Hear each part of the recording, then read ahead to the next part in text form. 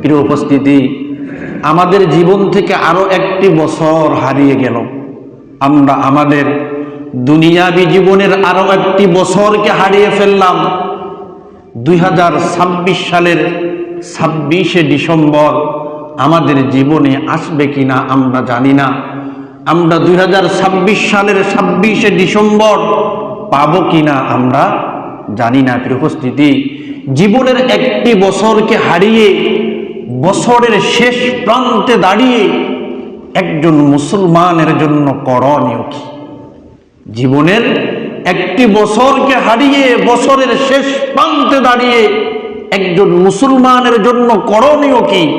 একজন মুসলমান বছরের শেষ প্রান্তে দাঁড়িয়ে সে বিগত এক বছরে কতটুকু নেক আমল করতে পেরেছে, বিগত এক বছরে কতটুকু ভালো কাজ করতে পেরেছে, বিগত এক বছরে সে কতটুকু আল্লাহ পাককে খুশি করতে পেরেছে, বিগত এক বছরে সে কতটুকু আল্লাহ পাকের সন্তুষ্ট অনুযায়ী আমল করতে পেরেছে।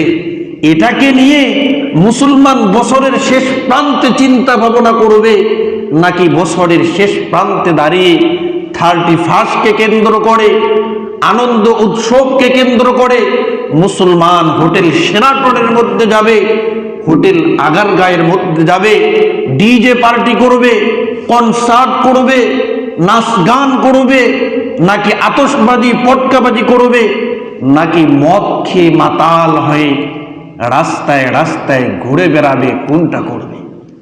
এর উপস্থিতি, জীবনের একটি বছরকে হারিয়ে বছরের শেষ প্রান্তে দাঁড়িয়ে একজন মুসলমান কখনোই কোনো অবস্থাতেই কোনো মুসলমান কিংবা কোনো মুসলমানের সন্তান জীবনের একটি বছরকে হারিয়ে বছরের শেষ প্রান্তে দাঁড়িয়ে কোনো একজন মুসলমান 31কে কেন্দ্র করে, আনন্দ উৎসবকে কেন্দ্র করে ডিজে পার্টি করতে পারে না। 31কে কেন্দ্র করে কনসার্ট করতে পারে না। 31কে কেন্দ্র করে নাচ গান করতে পারে না। 31কে কেন্দ্র করে আতশবাজি পটকাবাজি করতে পারে না।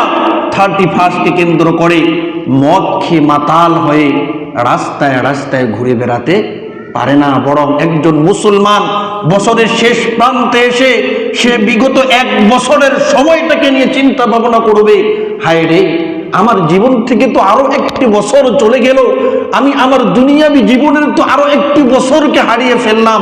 আমি একদিক দিয়ে বয়সে বড় হইলাম, একদিক দিয়ে আমার এক বছর বৃদ্ধি পাইল, অন্য দিক দিয়ে আমার জীবন থেকে আরো একটি বছর হারিয়ে গেল। আমি এই এক বছরে আল্লাহ পাকের অগণিত নিয়ামতকে গ্রহণ করেছি। আল্লাহ পাক বিগত এক বছরে আমাকে অগণিত নিয়ামত দান করেছে। তো আমি কি আল্লাহ পাকের চাহিদা অনুযায়ী, আমি কি আল্লাহ পাকের বিধান অনুযায়ী আমি কি চলতে পেরেছি? আমি কি চলতে পেরেছি? বিগত এক বছর আমার দুনিয়াবী জীবনের শেষ হয়ে গেল, আমি আমার দুনিয়াবী জীবনের একটি বছরকে হারিয়ে ফেললাম।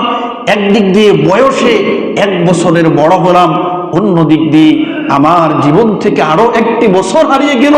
এই এক বছরে আল্লাহ পাক আমাকে অগণিত নিয়ামত দান করেছেন, আমি আল্লাহ পাকের অগণিত নিয়ামত দান পেয়েছি। তো এই এক বছরে আমি কি আমার সৃষ্টিকর্তার চাহিদা অনুযায়ী, আমার সৃষ্টিকর্তার হুকুম আহকাম অনুযায়ী, বিধান অনুযায়ী আমি কি চলতে পেরেছি? আমি কি চলতে পেরেছি?